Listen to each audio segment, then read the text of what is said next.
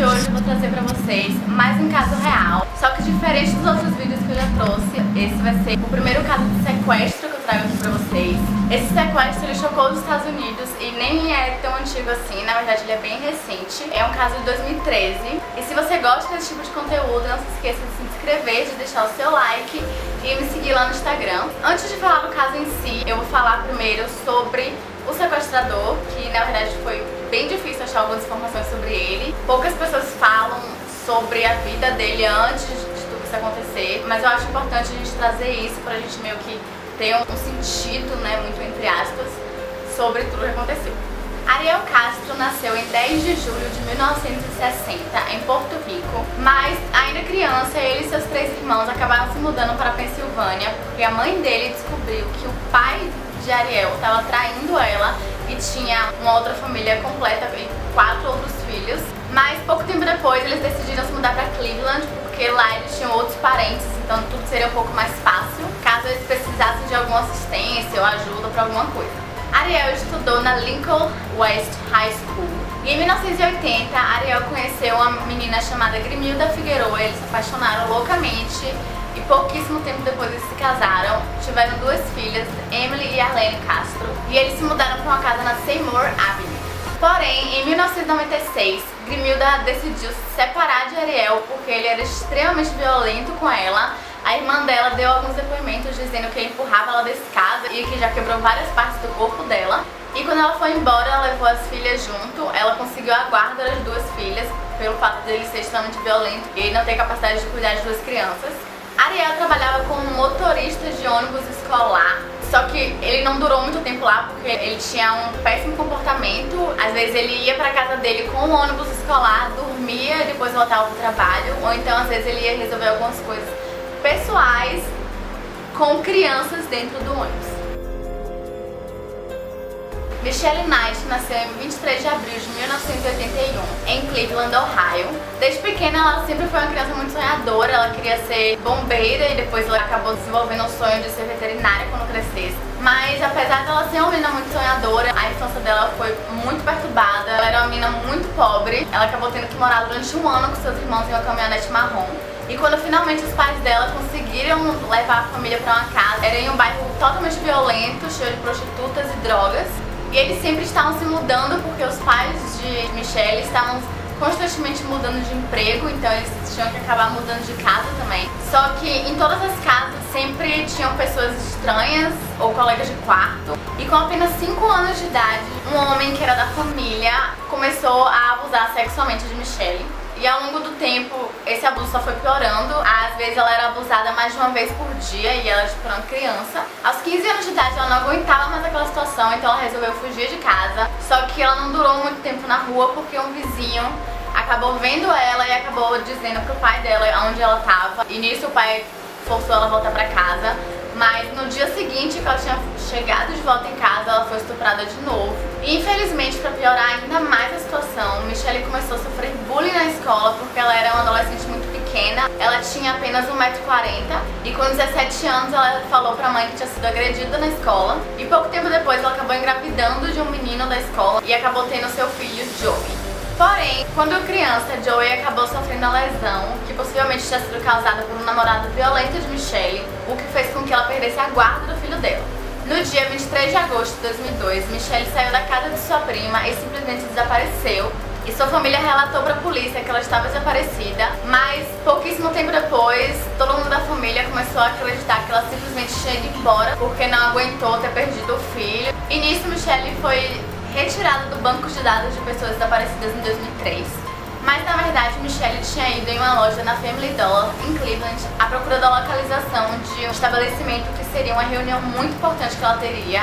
Essa reunião seria para ela ver como ela poderia conseguir a guarda do seu filho de volta. E após horas procurando, ela já estava exausta e desesperada, ela não conseguia achar o lugar de jeito nenhum. Então um homem se aproximou dela dizendo que sabia onde aquele lugar ficava e que poderia dar a carona para ela. Só que ela acabou reconhecendo esse homem como Ariel Castro, o pai de uma das amigas dela. Então ela achou que não teria problema nenhum aceitar carona, já que era um rosto conhecido, e aceitou sim a carona. Pouco tempo depois de eles já estarem no carro, Ele falou que a cadela dele tinha parido alguns filhotes e que se ela não queria algum pra poder dar até de presente pro filho Joey. E ela achou aquela uma boa ideia, então falou que sim. E acabou indo pra casa dele, de número 2207 na Seymour Avenue. Quando chegaram lá, ele colocou a caminhonete dentro da garagem e botou um cadeado, que ela já achou um pouco estranho. Mas ele acabou falando que era por pura segurança, que tava com medo de que a caminhonete fosse roubada. Então ela meio que deixou de lado isso. E quando eles entraram na casa, ele falou que eles tinham que subir pra pegar os filhotes porque eles estavam em um quarto lá em cima. Mas ela estranhou também o fato de não ter barulho nenhum de filhote, mas ele falou que eles estavam dormindo. Ele praticamente tinha resposta pra tudo que ela questionava, então mesmo achando estranho, ela acabou subindo. Após subirem, eles deram de cara com um quarto de paredes pintadas de rosa e ele falou que os filhotes estavam ali, então ela entrou no quarto, só que ele fechou a porta imediatamente, deu um tapa na cara dela. Michelle não conseguia nem gritar por ajuda, porque a única coisa que ela conseguia reparar naquele quarto eram em dois postes de metal que estavam dos dois lados da sala e um arame que ligava os dois. E então Castro amarrou um fio de tensão laranja em seus tornozelos e seus pulsos e prendeu os membros atrás de suas costas. E prendeu o fio também no seu pescoço. Ela lembra claramente dele falando que não ia mantê-la ali por muito tempo enquanto se masturbava.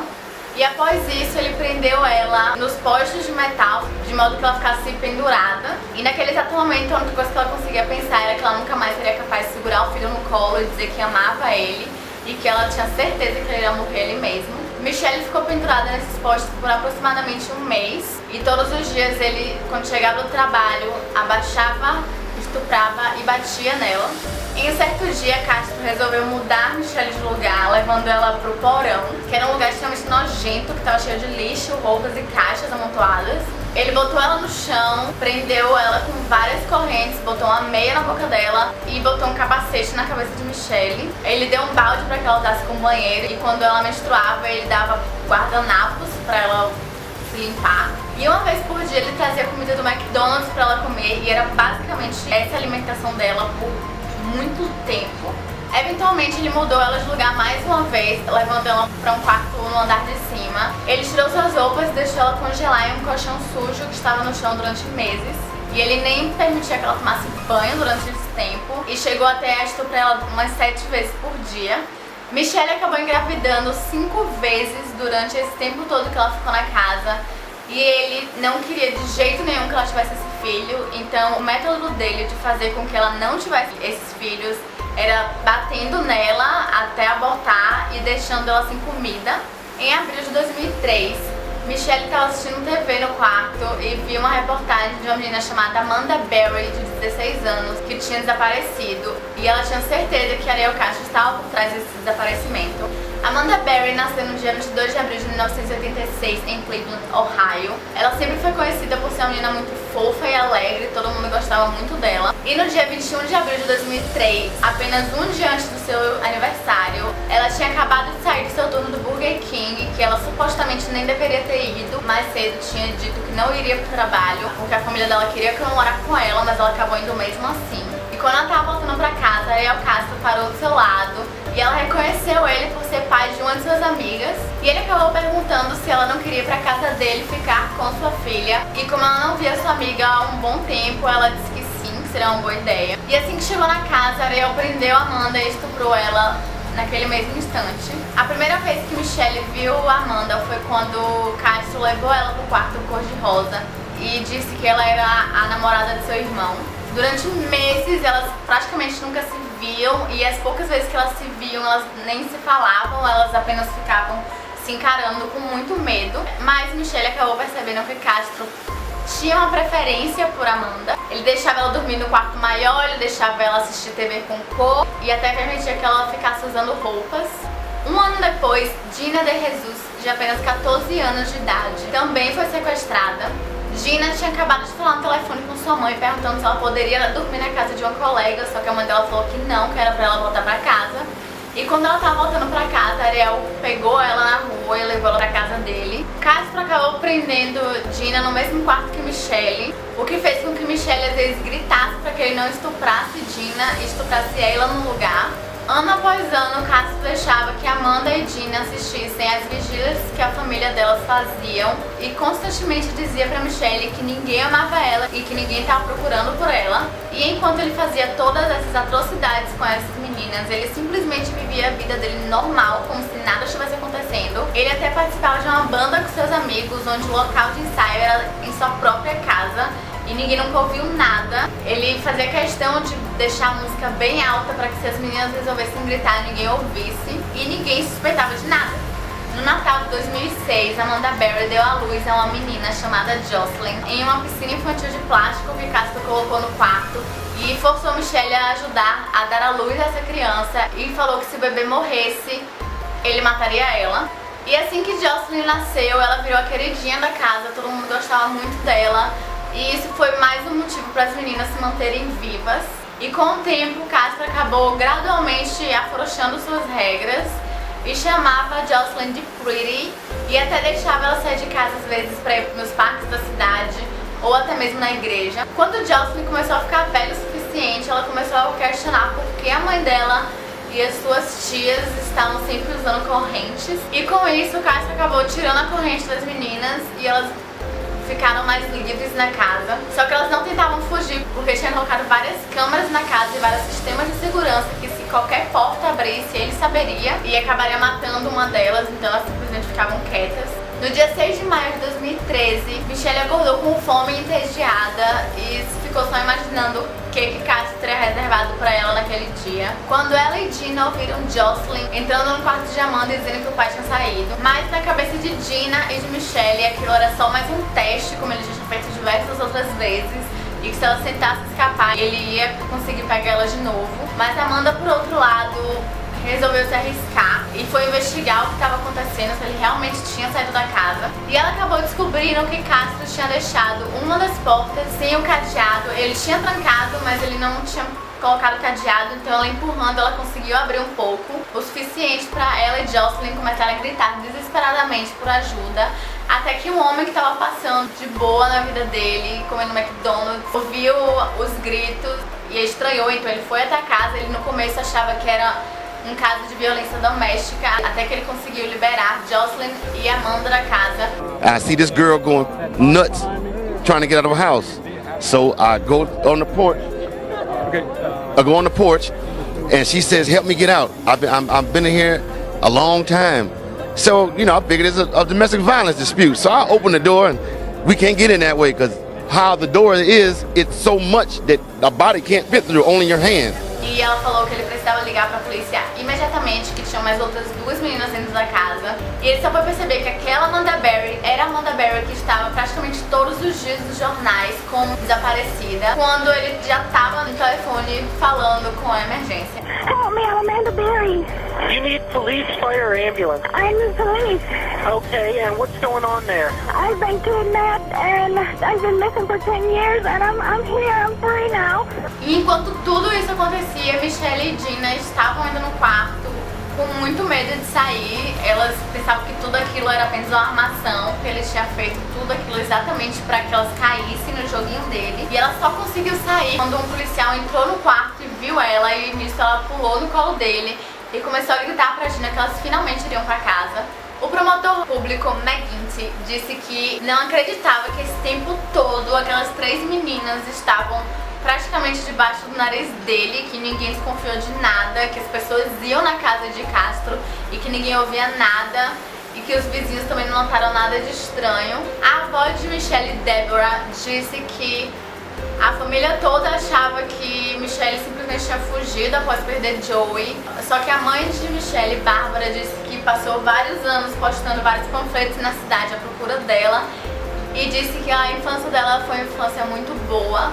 Só que Michelle foi a primeira a desmentir tudo aquilo, falou que não, que tudo aquilo era mentira, que a infância dela foi horrível. E até mesmo McGuinty disse que Bárbara estava mentindo e que ela tinha esquecido a própria filha durante todos aqueles anos e que apenas estava usando aquela situação para receber o dinheiro do serviço social. E só não processou Bárbara porque disse que aquilo iria traumatizar Michelle ainda mais e ele não queria isso.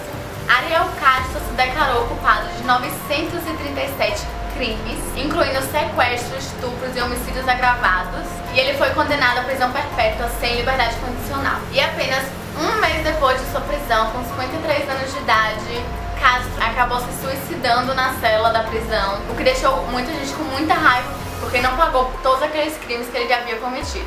Michelle, hoje com 37 anos de idade, mudou seu nome para Lily Rose Lee e se casou em 2006 com um homem chamado Miguel, e lançou também 2 livros para ajudar as pessoas que sofreram abusos em suas vidas. O primeiro livro, Finding Me, foi um best-seller pela New York Times, e o seu segundo livro, Life After Darkness, contém detalhes de sua jornada para a felicidade e para o amor.